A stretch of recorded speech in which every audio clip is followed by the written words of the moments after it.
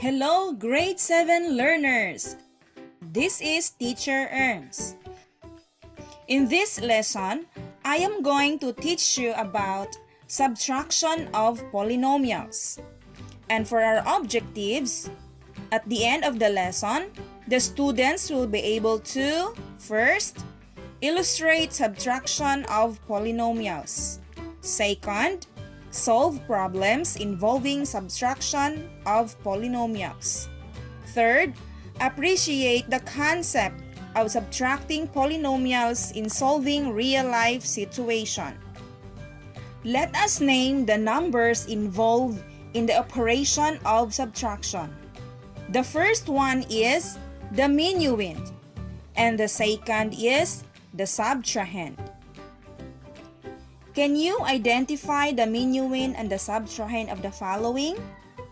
10 minus 5, the minuend is 10, and the subtrahend is 5. And the next, negative 8 minus 2, the minuend is negative 8, while the subtrahend is 2. Next, negative 6 minus negative 3. What do you think is the minuend here? If you answered negative 6, then you are correct. How about the subtrahend? It's the negative 3. Okay. The last one, 4 minus 10. What do you think is our minuend here? Right, it's 4. And the subtrahend is 10. That's right. If we will subtract, what do you call the answer or the result for each item? If you answered difference, then you are correct. Find the difference of the following. 10 minus 5. What's the difference? Right, it's 5. Negative 8 minus 2. What's the answer? It's correct. It's negative 10. How about negative 6 minus negative 3? If you answered negative 3, then it is correct. Then, 4 minus 10, the answer is negative 6. How did we arrive the answer? So the rule is to change the sign of the subtrahend and proceed to addition. To illustrate, negative 6 minus negative 3. So negative 3 here is the subtrahend. We need to change the sign of the subtrahend and then change the operation to addition. That is why it becomes negative 6 plus 3. Here, we will apply the rule in adding integers. So, negative 6 plus 3, the answer is negative 3.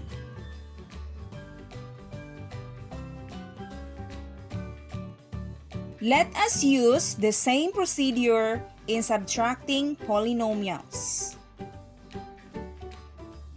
Example, 7x minus 4x. So we will just subtract 7 and 4.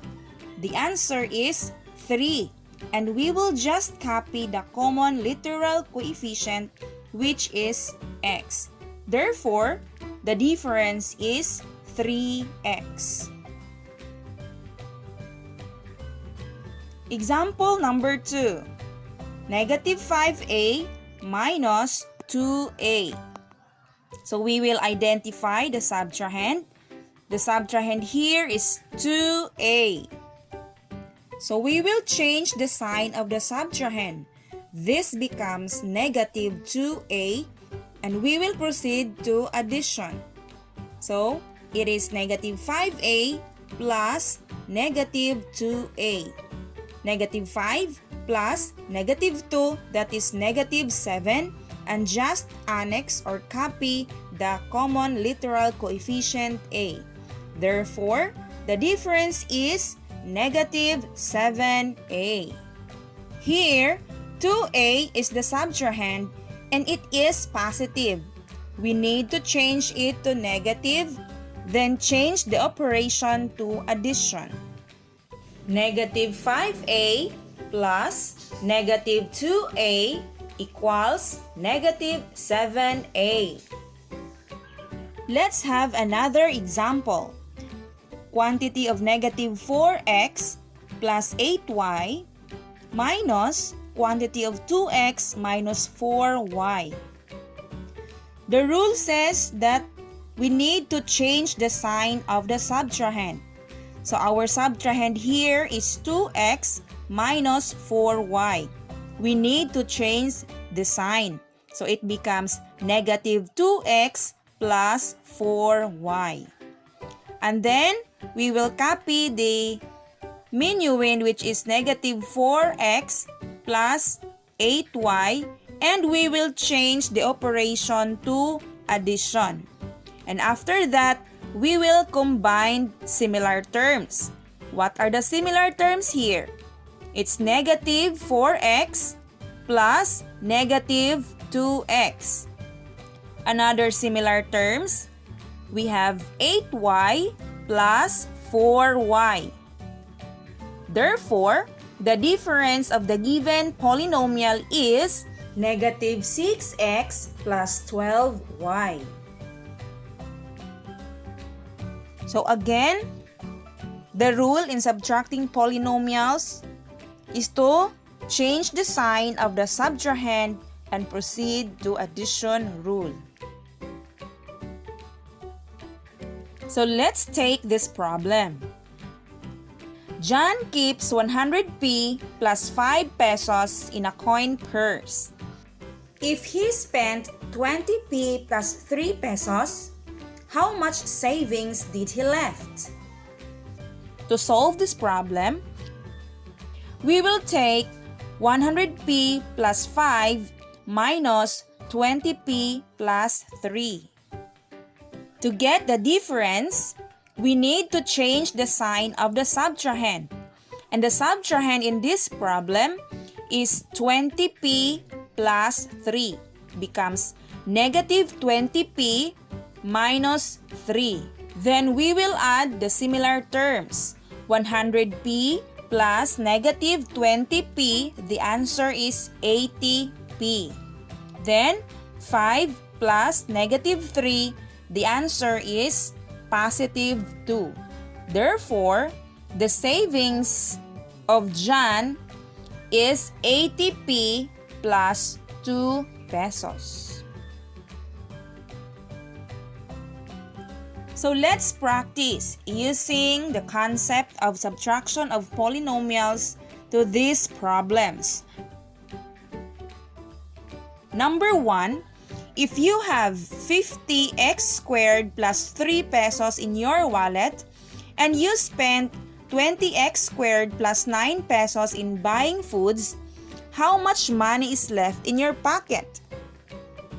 10, 9, 8, 7, 6, 5, 4, 3, 2, 1. Now the solution is, we take 50x squared plus 3 minus 20x squared plus 9. Identify the subtrahend and change the sign. So the subtrahend is 20x squared plus 9. We will change the sign of it. It becomes negative 20x minus 9. And then we will combine like terms. 50x squared plus negative 20x squared equals 30x squared. And then 3 plus negative 9, the answer is negative 6.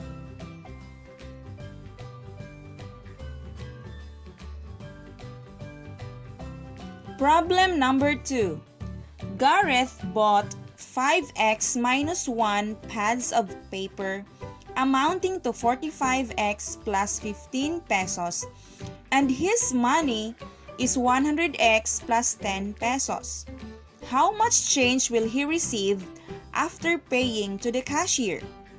10, 9, 8, 7, 6, 5, 4, 3, 2, 1. To solve this problem, we take 100x plus 10 minus 45x plus 15. We will change the sign of the subtrahend. It becomes negative 45x minus 15. And then proceed to addition rule. 100x plus negative 45x equals 55x. 10 plus negative 15, the answer is negative 5. Therefore, the difference is 55x minus 5.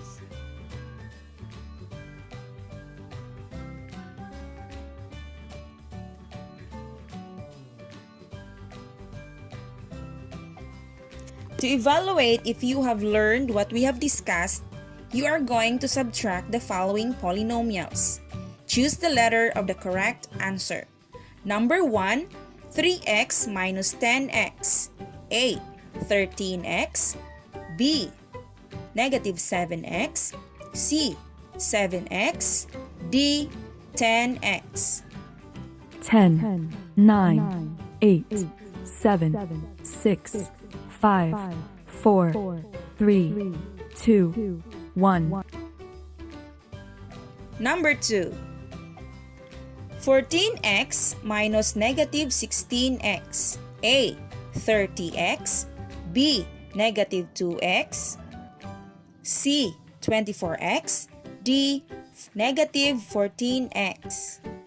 10, 9, 8, 7, 6, 5, 4, 3, 2, 1. Number 3, 20xy minus 30xy. A, 10xy. B, negative 50xy. C, 50xy. Or D, negative 10xy. 10, 9, 8, 7, 6, 5, 4, 3, 2, 1. Number 4, negative 9y minus 9y. A, 18xy. B, 0. C, negative 18y. D, negative xy. 10, 9, 8, 7, 6, 5, 4, 3, 2, 1. And the last one, the harvest from the school garden is worth 450x plus 35 pesos. The TLE teacher and grade 9 students decided to distribute school supplies to grade 7 learners amounting to 395x plus 11 pesos. How much money is left after the distribution of supplies? A, 35x plus 21. B, 50x plus 3. C, 95x plus 5. Or D, 55x plus 24. 10, 9, 8, 7, 6, 5, 4, 3, 2, 1. Now, let's check your work. Number 1, what's the answer? 3x minus 10x. If you answered negative 7x, then you are correct. Number 2, what is the answer? If you answered letter A, 30x, then you got it right.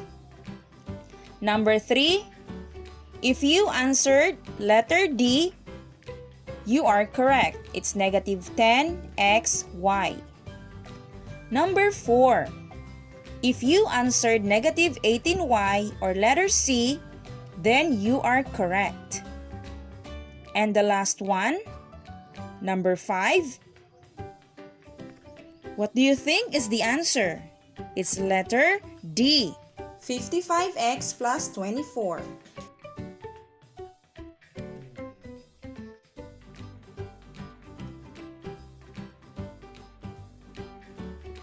For your assignment, search on the internet on how to multiply polynomials and answer the following.